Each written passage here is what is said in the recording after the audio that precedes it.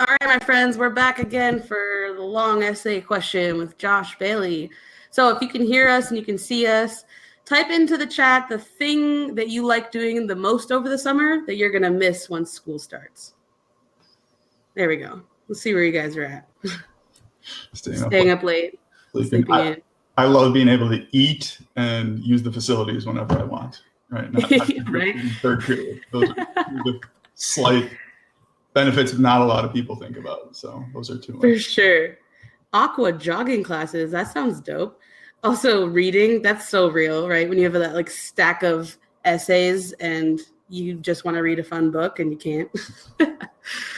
All right. So Josh, why don't you introduce yourself? Yeah, absolutely. So obviously I'm Josh Bailey. I work just outside of Chicago at Leiden High School. I've been teaching AP Euro for 4 years. We're actually on a hiatus with AP Euro. We're switching our curriculum. So I don't get to teach it this upcoming year. We're going to teach AP Euro now to seniors, and then for some odd, crazy reason, teach AP Government to sophomores. So I don't know why we made that switch. Just a little bit about my school, which I think is kind of important, is we're just outside of Chicago. If you've ever flown to O'Hare, it's basically our kids who are dealing with your bags. Basically, almost all of our kids work as baggage handlers at O'Hare, overnight sorting. We are about 79% Hispanic and about the same number low income. In our AP program, 77% of kids speak a language other than English at home. So not necessarily what you'd consider your typical, traditional AP student is what we have at our school. Since I've been teaching AP Euro, we've gone from 7 at the sophomore level to last year we were at 104. So greatly increasing the number of kids who are in our program. So let me get started, talk about the LEQ and what I do. I'm going to start off with my teaching philosophy. I am not big on content. So these are pictures of my room. Don't get I show these pictures and people are like, oh my God, TVs and the tables and everything else. And everything I'm going to talk about is accomplishable by kids writing their notebook, right? It's just fancy. We're very, very lucky to have a tremendous amount of resources at our school. So they've been able to go through and do these things. I'm not big. I have 3 goals, and in order, I'd say that my most important thing every day I do in class is establish a culture.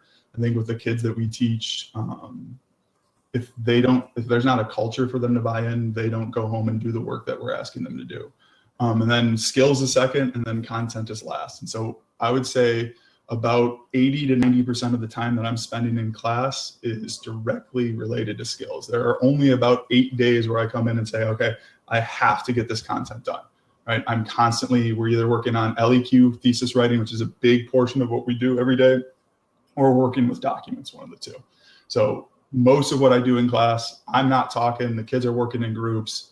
Very seldom am I standing in front of everybody and telling them what they need to know. I have expectations that they do that with the textbook and then with online videos, right? We have a great community in Euro.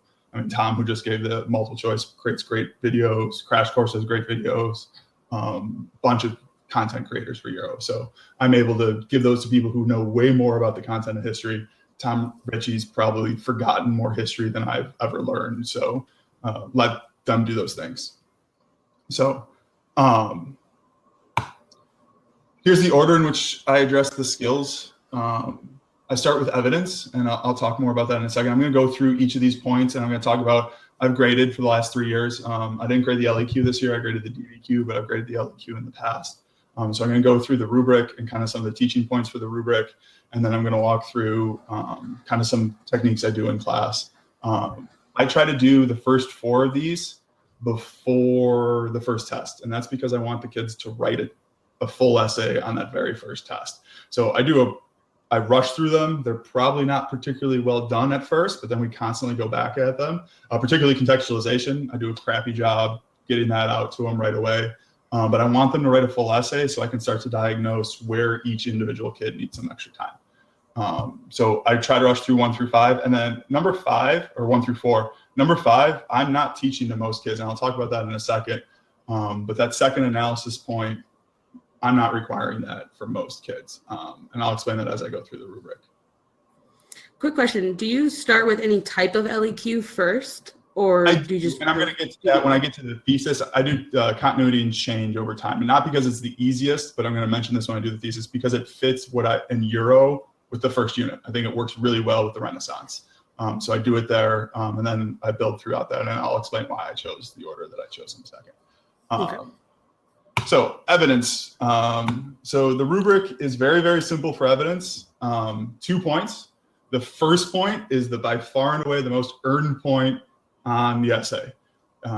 It simply says, address the prompt with relevant pieces of evidence. And pieces is important because you need 2. And basically, you got to have one sentence that says what it is, right? The 7 Years' War was a war between France and Great Britain about colonies. That's just the example that popped in my head. You do that twice, no matter what else is in your essay, right? Everything else could be utter gibberish. You have 2 sentences that say that, you're getting that point.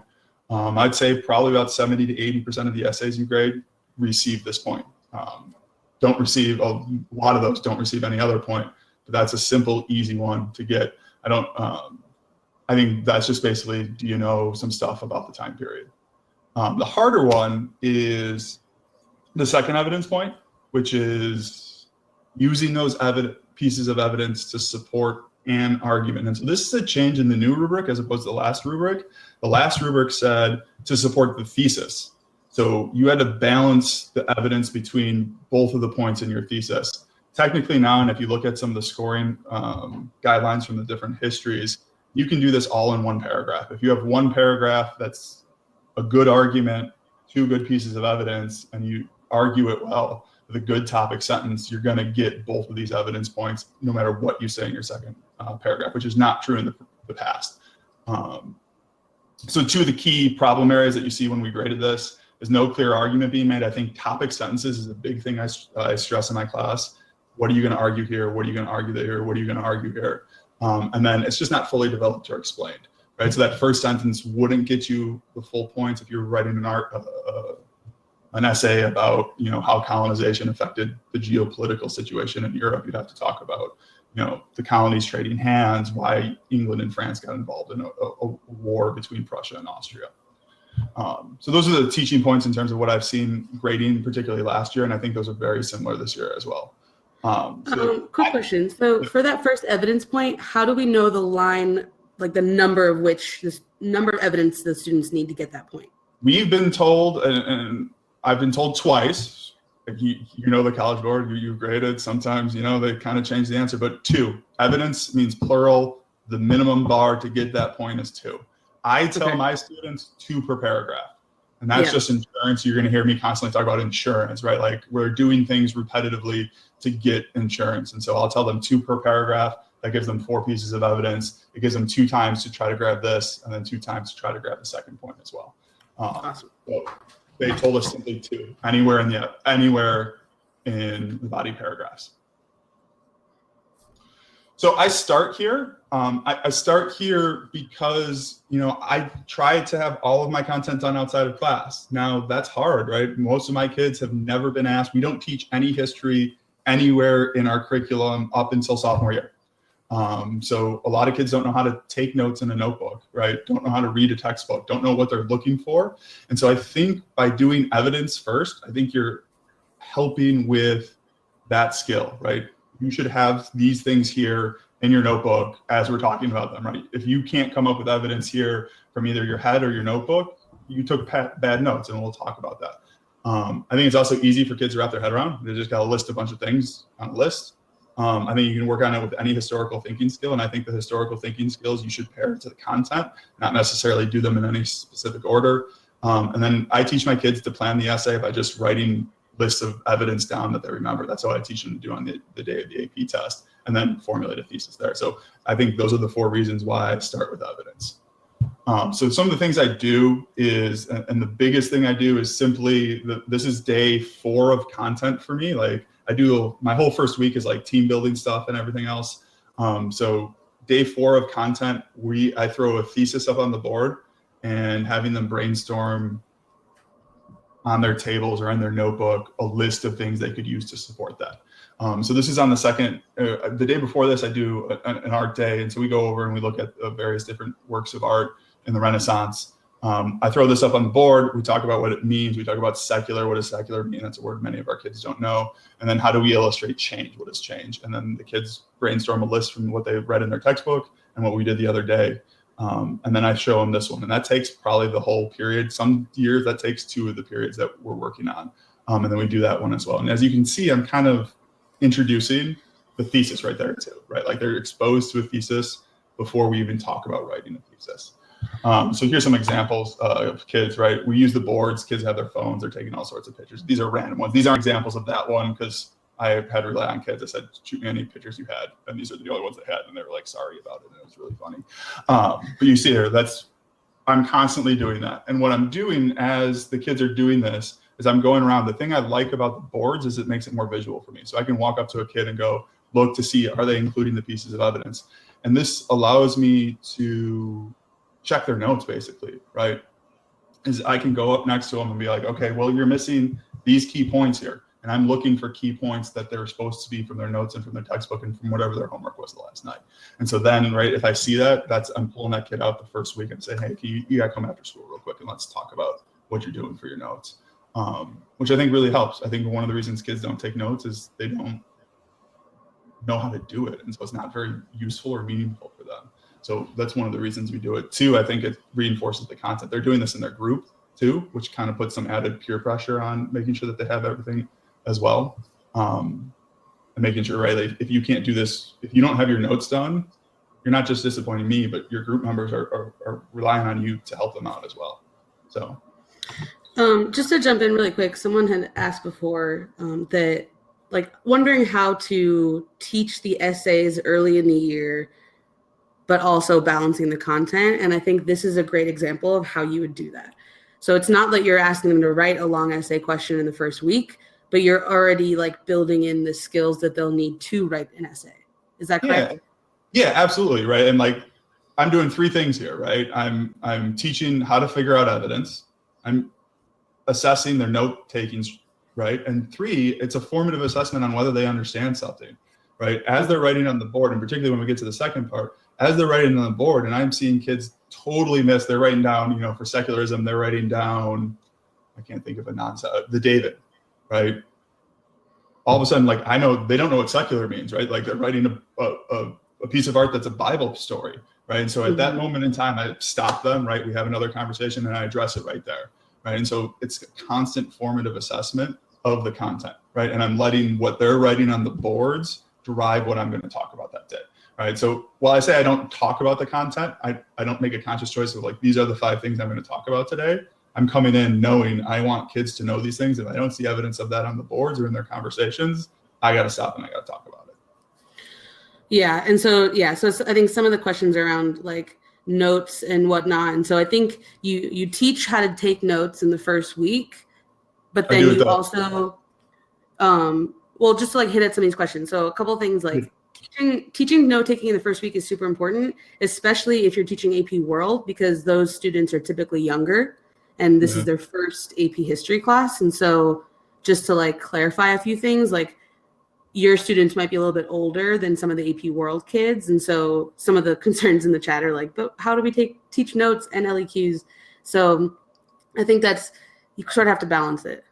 Yeah, I do note-taking like as everybody else is doing syllabus on day 1. Like we pull out the textbook and I model how to take notes, right? Nice. And then I go into like, I said I do a lot of team building stuff. I do that after that because they have 2 readings due during the team building stuff. So the very first day I said, this is the most important thing that we do.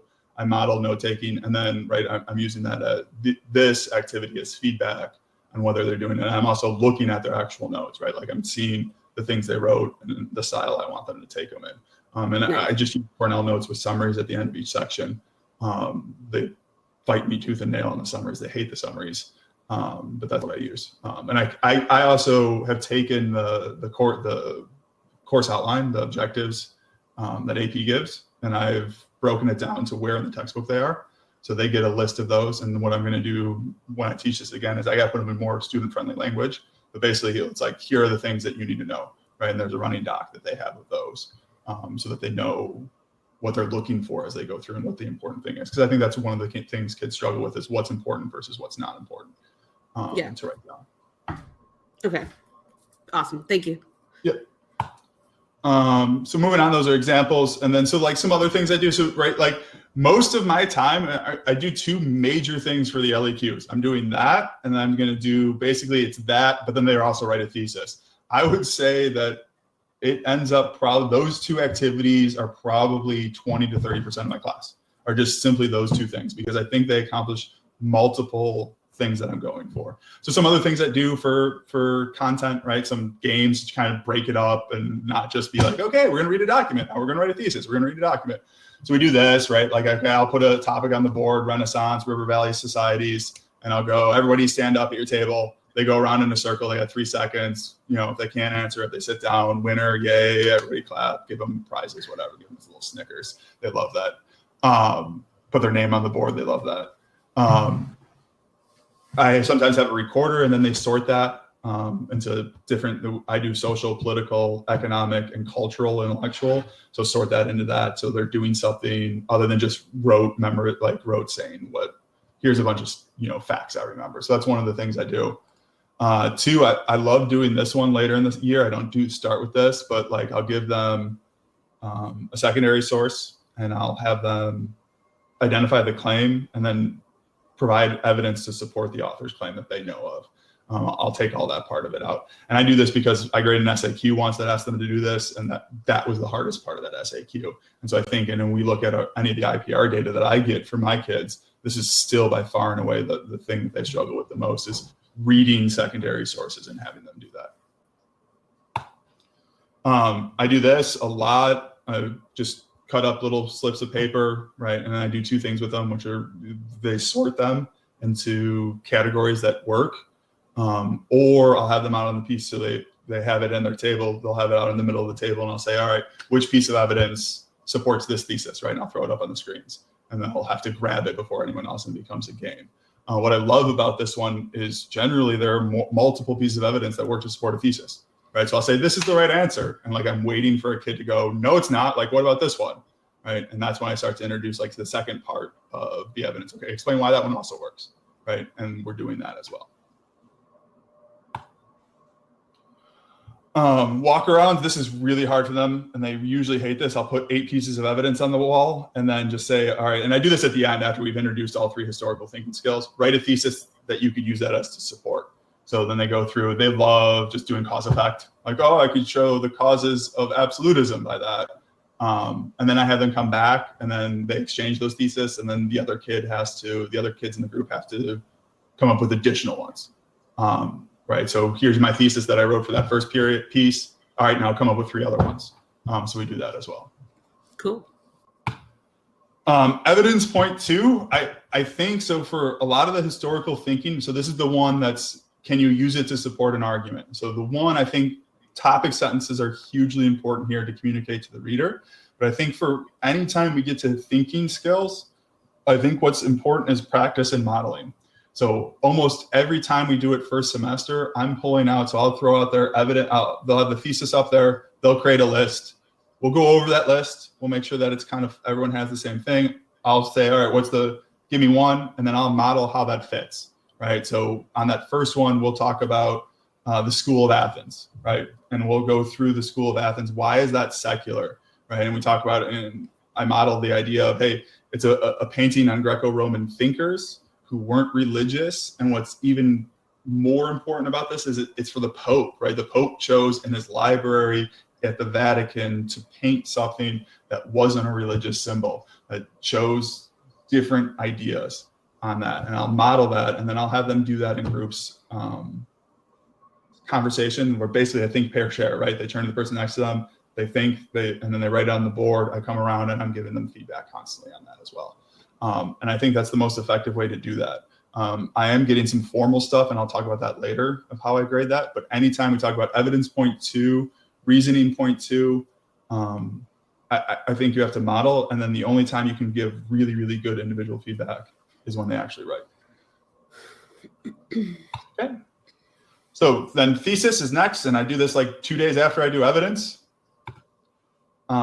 I think the biggest thing here is, so there's kind of 3 things. Response to the prompt is obviously very important. I didn't highlight that, but it's historically defensible and most importantly, establishes a line of reasoning. And that's where most students lose their point that are doing this and what I feel doing this well. So mistake number one is time period confusion. So this is the essay I read 2 years ago. It's about similarities and differences between war, between 1560 and 1648 and 1750 and 1871. And anyone who's done the reading knows, like, day 4, you're so tired of the same wrong answers. So this is by far and away the biggest wrong answer we got. Was kids were like, oh, the later period had trench warfare and machine guns. Well, no, that's not until 1910. Sick of reading about nuclear bombs and airplanes, right? You guys know how that is. So I think that just comes from kids not knowing what the time periods are, right? Like, I think that's more of a historical problem than a writing problem. Overgeneralizations is hugely important, right? Because they're not historically defensible. So this is one from the Euro test this year.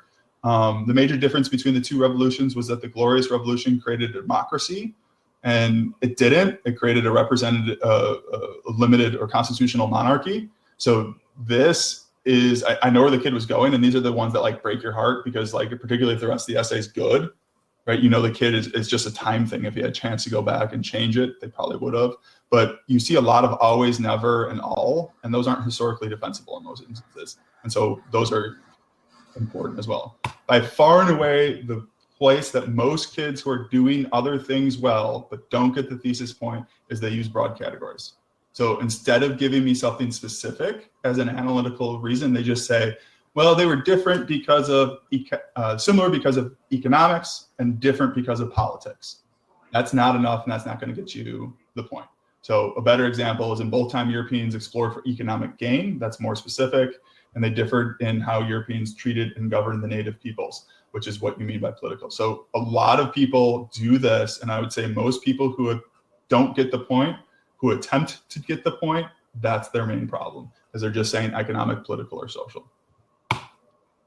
Here's the way I introduce the historical thinking skills. And again, like I said, I do it not because I think they're easiest or hardest, just because it fits with my content. So I believe that this fits very well with the Renaissance. My next one is exploration. So it's really easy to do cause and effect. And then next one is absolutism after that. So there's Eastern and Western, very simple to do, compare and contrast from different areas. So how I introduced each one is, first, I try to tell them what the prompt says. What was very nice this year is each of the 3 histories did a different historical thinking skill. So if you haven't gone and looked at the other scoring guidelines, I suggest doing that, because US was continuity and change, world had a cause effect, and European history had a compare and contrast. And so you see the language that they're going to use. The one that I'm still mostly kind of not sure about is cause effect, and there's a couple reasons why. All the essay prompts kind of had different words in them, which I didn't like, but they all started with develop an argument that evaluates. So I think that the kids have to figure that out. And then here's what I tell them to do. I'm telling them to do one continuity and one change. Here for the cause effect, I'm going to have them do a minor cause and then figure out what the major cause is. And then the other one, I'm going to do one similarity and one difference. And that's an attempt to get the second reasoning point if you have looked at the rubric. So basically, the way in which I introduce each of the historical thinking skills and then the thesis is they've always been exposed to at least one of the prompts before when we do that evidencing activity. So they've seen it. I always give them a kind of one based on their life first. So it's easy, they're simple, and they can kind of write it out. And then I introduce on the first one, the identification of the 3 things I think are important, which is the topic period, concept theme, and then the historical thinking skill. So here's the first example I give in class, which is evaluate the extent to which enrolling in high school changed your academic life.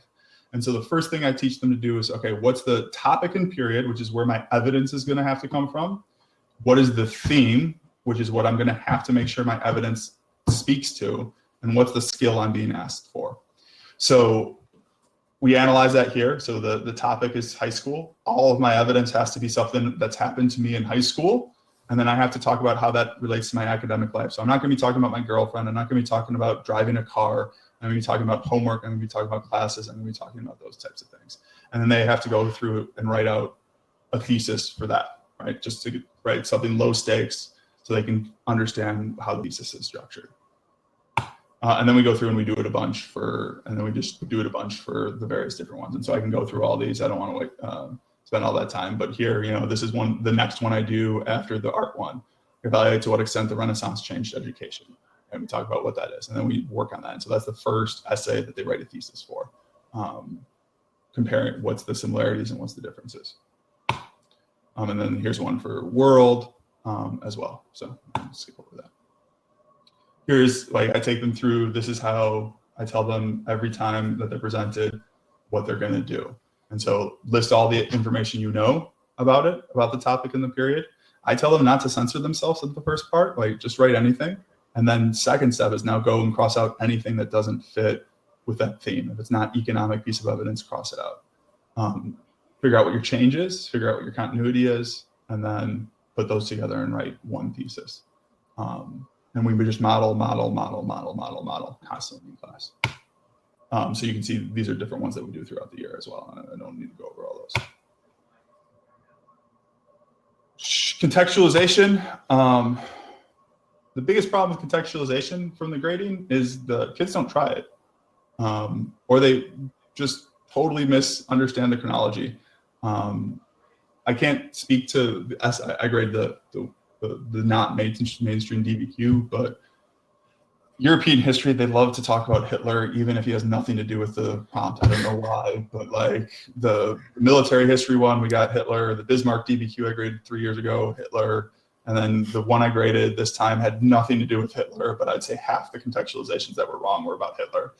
And then analyze the prompt and figure out what to contextualize. And so here are some examples of, here's what I tell them to do. I don't know why, but I found when I just put it in a question and have the kids construct a question, they understand it better. So I'll be like, all right, you need to contextualize the Renaissance. And they're like, what does that mean? I'm like, tell me what happened before. They're like, I don't understand.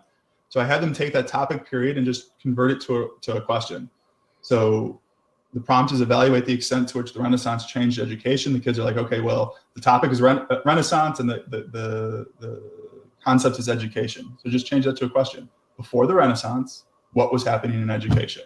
And the kids are like, oh, I can write 2 sentences on that. And they just write 2 sentences. I'm like, why is that easier than what I just said? Because I don't understand. It's a simple question and they write it. I use 2 things to teach contextualization.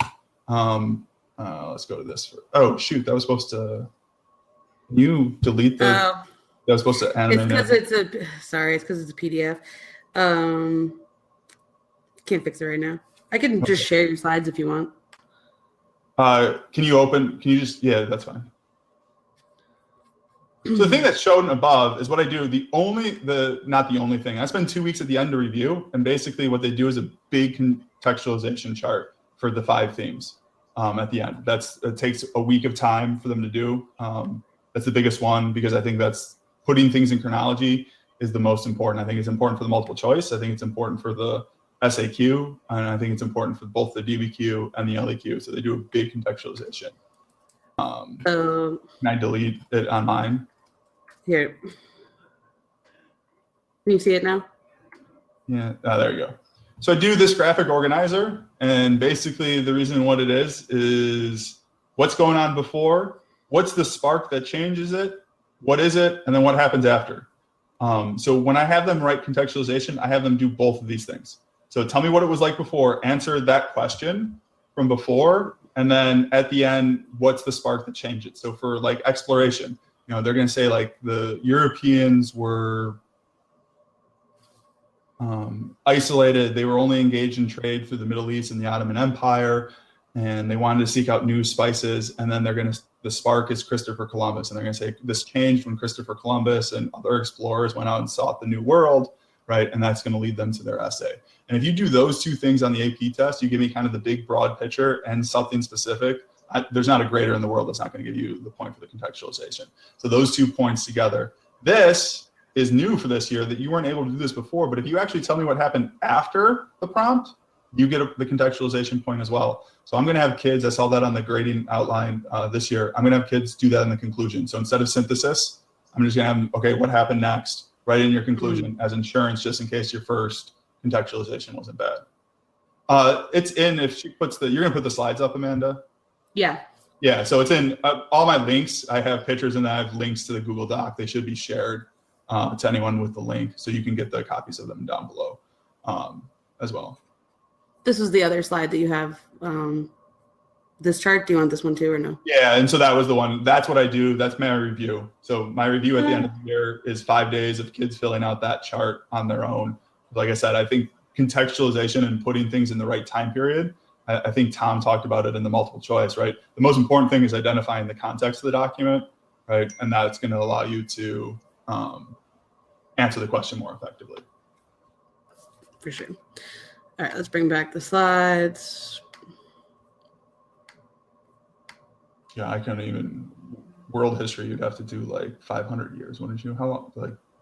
Well, with world, you would just like that's why world history focuses so much on the time periods, because they're so big. And so for us, if we just know, if the kids know what century at the like deepest level, but then at least what time period, then that is typically works for them. Yeah. All right, analysis. So this is where I get like, I think analysis. So one, the 2 points, let's go over the rubric real quick. So this is where I think like gaming the rubric is kind of important, particularly for that second point. The first point, you just have to either give, so if it's a change in continuity, if you give one change or one continuity, you get the point. That's a change from 2 years ago. I'm not going to change the way I teach it, and I'll explain why that is in a second. I think topic sentences are going to be clear there, right? If you write a clear topic sentence explaining what the change you're going to talk about in the paragraph is, I think that's going to go a long way in giving you the point. I think a lot of people just weren't clear in their writing. A clear topic sentence like, the change in education was the focus away from the church, boom, period, and then you're going to explain that, right? That's not going to be enough to get the point, but being clear to the reader and as clear as you can be to the reader is the biggest point in terms of giving the point. So for the second one, right, there's this like smorgasbord of choose your own adventure over here. Do any one of these ones that you want to do to earn the analysis point. I think by far and away, the most important is, and the easiest is simply explaining both a similarity or difference, explaining both a continuity or change, explaining multiple causes, or explaining both cause effects. So, right, if a kid writes, and this is, I think they did this successfully for me before, a similarity and difference or a continuity and change, and I think I can teach that fairly well to every kid in the room, I'm going to make every kid do that. Now, the one that concerned me is when we looked at the world cause one, they didn't give the point for explaining a cause and effect. So I think you really have to focus on the multiple causes, and I'm trying to get them, I don't know what, looking at the essay, I'm worried that this isn't going to be enough on a cause effect essay as we move forward. But for both the US one and for the Euro one, if you simply had one similarity and difference, one continuity and change, they gave you the point. So this is where I'm going to focus all of my kids. This is where you're focusing on your second reasoning point. Now, the rest of them are going to be based on where a kid's at. So as I have writing conferences with kids, I'm going to say, maybe I think you should try some of these other ones. But for most kids in my class, that's the only one I'm going to focus on because I think it's simple. I think it's easy for kids to get. And I don't think I have time to get every kid there. The ones I'm going to focus on the most are these two. And I'm going to do, I have some writing sentences, which I'm going to show you in a second. And I do these in writing conferences, and very seldom we talk about them in class. So, right, like as we have the argument. So one of the things I do after they write their thesis is like, which thesis is right? Like which, and then we have an argument and like debate and those types of things, or right. Like, so we do that with the Renaissance one. Is Renaissance art mostly religious or is it not? These two, I think the multiple variables, I think is easy for kids to do. And then multiple perspectives. This is the one on the European DBQ that we gave the most because the question was very easy for it. And I also think kids can do this one fairly easy, which is basically, here's my argument, but here are the two reasons why it might be wrong. And I think that's easy for kids to, or easier, I'm not gonna say it's easy for kids, but it's easier to do. The European History DBQ is the 30 Years War political or religious? And so a lot of kids just said, well, it was mostly religious, but it was also political. And that gave them that point. That's where we gave the most points for that. The one, and I heard you say this, I am not going to tell my kids. Clearly, some teachers just had kids do synthesis still, and that's what this is like the remnants of synthesis.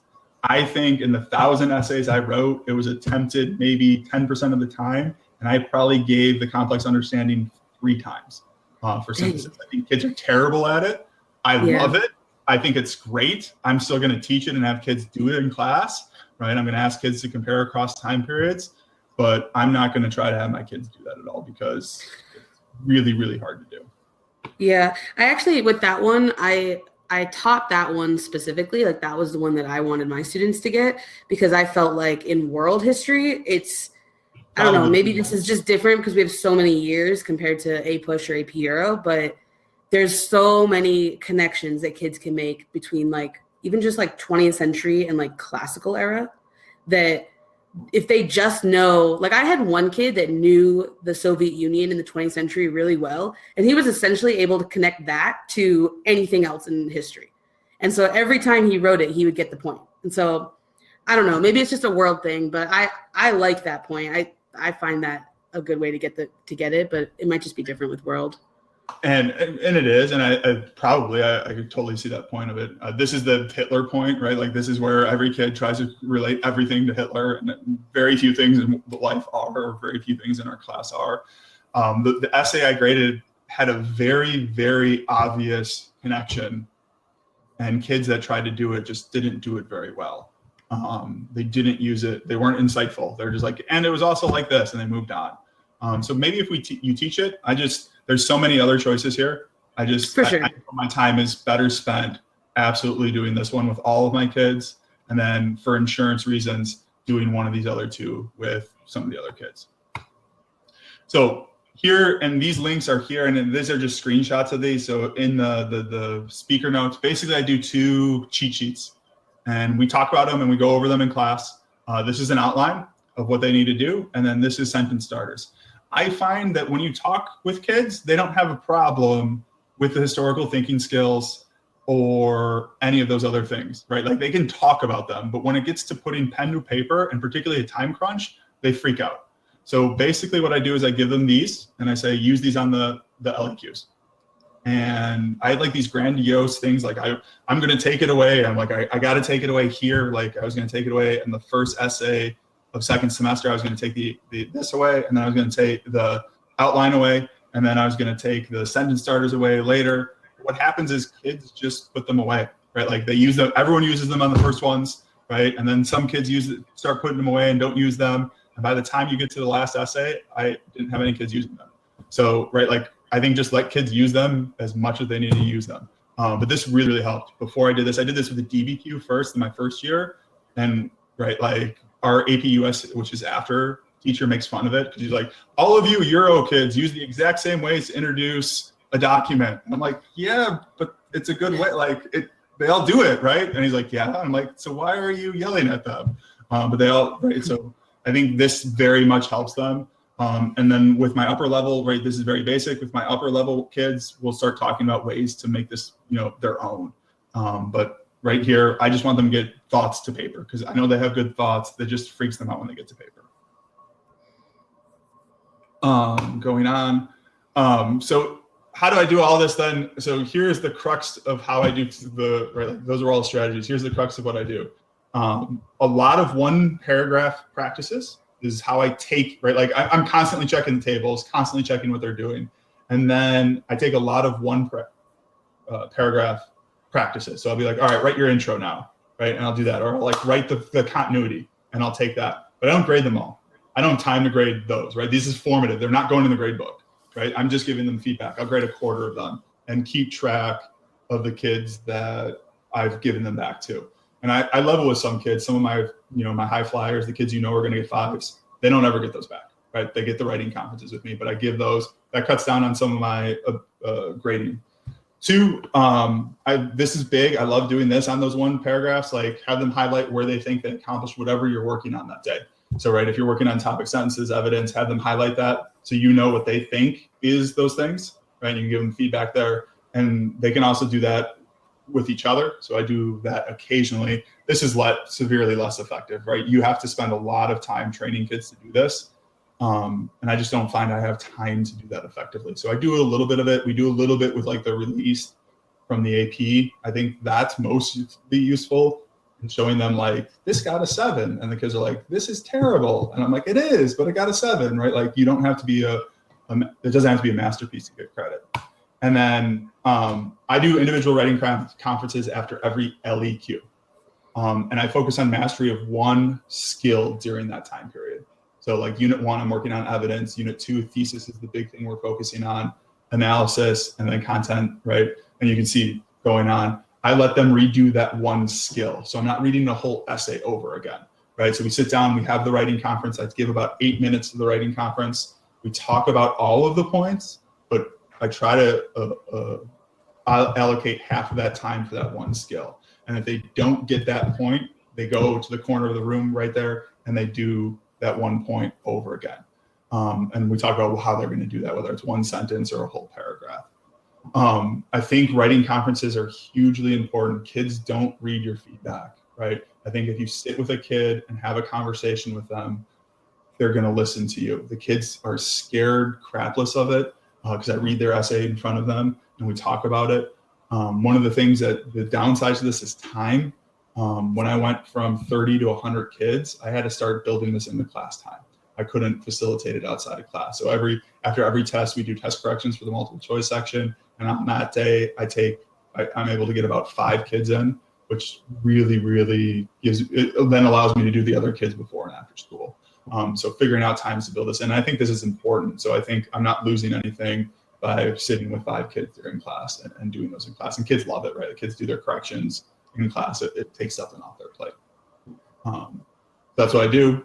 One of the things I'm going to work on this year, and this is from my friend, and this link is available to you. He teaches AP World. He blogged his whole year. He did one blog post a year, and he's a coach, academic coach. So he had like the other academic coaches come in and film when he was doing stuff. So he does a lot of things that are similar to me. He doesn't work at my school. He works at a different school. But I need to have kids reflect more on what they can do and what they can't do. So I created this document that I'm going to have kids fill out in between writing the essay and coming for the writing conference. So I can kind of see where they think they need some work, and maybe we can focus a little bit more on that. But basically, I really suggest going to that guy's blog. He does one blog a semester. You'll see some of the things that I've talked about in action.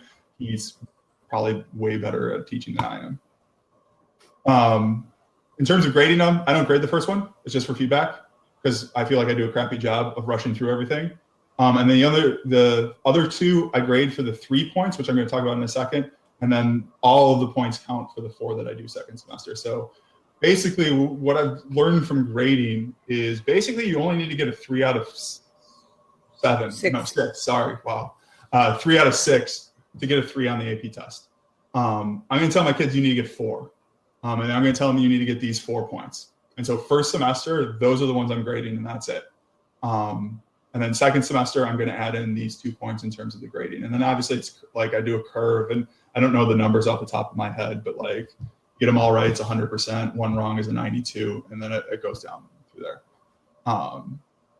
But only grade the ones in yellow first semester, and then the other 2 come in second semester. Is how I kind of ramp it up in terms of what I expect them to master. And we're constantly just talking about master one thing at a time. And in all honesty, and I probably shouldn't say this like in a public setting, but like different kids have different criteria, right? Like some of my lower kids, if they can get thesis, claim, and evidence, I give them an A, right? And some of my upper kids, I change it. Like if I have a kid who's just rocking writing out, I'll put these 2 in. I'll be like, next time I want to see these are going to be graded for you. So I do that. I don't tell the kid. I've never had an issue with it. I think maybe if I was working somewhere else where grades were a little bit more important, I probably would. That's it. That's all I got. That was awesome. No, I think there's a really good ideas for LEQs. I especially love the conferences with kids. Like I've done that before with kids, not in AP. It was a non-AP class, and it had so much power to just sit with the kid and like face to face, because they have to like kind of own up to the mistakes they make, and they can't just ignore it, right? Yeah, and like one of the best quotes I ever heard is like if you hand out grades on an essay, the first thing kids look at is their score. The second thing they look at is the kid next to them score, right? And they never address the comments, right? And so I just took that off. Like we do the rubric together, at the end. So like we'll talk and I'll be like, oh, here's what I like about your thesis. Here's what I don't like about your thesis. Here's your evidence. And we kind of, I circle and highlight stuff for them. And then I pull out the rubric and I say, okay, here's what the rubric says. Based on what we talked about, did you get that? And like the kids have to make that decision, right? And so they're not even thinking, the first thing they're thinking about is the stuff that we're talking about, and it's not their evidence. Yeah. Question, how long are your conferences? How long do they usually last? The first year I taught, when I only had 7, they were like 20 minutes long, right? And actually I love that because it wasn't about the conference. And that's what the other reason I like conferences is because like you get to see that kid in front of you, right? And that's another time that you get to build a relationship. And so like my first year, right, kids would just break down crying, right? At that point in time, you're like, okay, what's going on? And you could address those things. Obviously, as more and more kids have been put into AP and we've had more and more kids, I've had to streamline them. So I try to keep them under 10 minutes. I try to go for 8. For the ones I know I'm going to do in class where I'm trying to get through 5, I actually pre-read those ones so that I kind of can come in with key hits. Like if you're coming after school, I read them there. And that cuts down on my work, right? I try to not bring too much grading home. If I can grade them after school with the kids, it's going to cut down on what I'm bringing home. I still bring like SAQ homes a bunch. And DBQs, I don't get the writing conferences as much. But I feel like these, I love the changes that they made between the last rubric and this one, because I feel like they're so much more similar. I feel like what I was doing, I don't do any DBQs until second semester. I'm doing a lot of document stuff, but I don't have them write a DBQ because I feel like if I can get them to do the LEQ, then we can just plug in documents as opposed to evidence. Yeah. One thing that I'm thinking too is if I had a lot of students, what I might do is say, okay, these 25 students in September, you have to meet with me once. You have the month to do it, and like choose another 25 students in October or something like that. Yeah, it's very similar to what I do with the formative 1 paragraph stuff, right? Like you could actually do that. And some of my writing conferences end up at the end of the year, right? My kids who are rocking it out and I know are going to get 5s, right? They end up being 1 minute, right? Like I hand them their essay and I say, nice job. Now I got to go talk to somebody else, right? And they get it, right? And like, I think you need to find other ways to talk to them because those kids want feedback too. And right. Like, so if you just pass them off, but like I got 20 kids, I'm trying to get from a 2 to a 3, right? Like you need to get a 5 to a 5+, right? So And one of the things that Andrew Sharos had mentioned in his session about the conferences was that if you just tell the kids, like if you've got this many kids in September or in your first, marking period, whatever, just tell them like, this is going to be a 0 in your grade until you come talk to me. I do and that. That'll usually work, right? Both the the LEQ and I force them to do test corrections. So every kid has to do test corrections. Both those things go in as a 0. Now that works really well for us. We don't have a tremendous amount of parent involvement. I think if you had online grades and parent involvement, you might get some pushback on that. And I think it'd be very important to make sure that you communicate expectations and what that M in the grade book or various different symbol means to the parents. It works for us because less than 10% of our kids' parents check their grades. So we get less pushback. But I think if you're working at a school that's a little bit different, you have to think about how that plays into it. For sure. All right. So it looks like we've hit on most of the questions. I'll definitely be posting all of the resources mentioned here. You'll have a whole page on the site that will go up soon. And so we're going to be live with one last session at 5 p.m. Eastern, so in just a few hours, and it will be focused on content, right? So now we've kind of cut through all of the parts of the exam and talked a lot about skills. And the last thing that we're going to hit on is like, how do you approach the content? And there are a lot of sessions that I've pre-recorded as part of the summit about content, but this last session with Ross Dunn and with Laura Mitchell is going to be about like hitting at big picture ideas so that you can weave in the skills and have time for that, but your kids aren't missing the content as well. All right, so everything will be posted. Thank you guys so much for coming out to this session and for enjoying it. Just going to post really quick the same poll that I've been posting. How helpful was today's session? Hang on. Okay. There now. All right, so a quick poll just so we get some quick feedback. And again, make sure that if you want your students to sign up for Fiveable, that you fill out that quick form. We're just kind of tracking how many kids, what classes that they'll be in, what other AP classes, so we can really make sure that everyone is supported this year. Woohoo! All right, I will see you guys soon at the last session. Until then, have a good couple hours. Thanks Josh. Yep. And yes, Megan, human geography is going to be on Fiveable this year. So that's something that I'll be teaching as well. All right, we out. See you all later. That's all.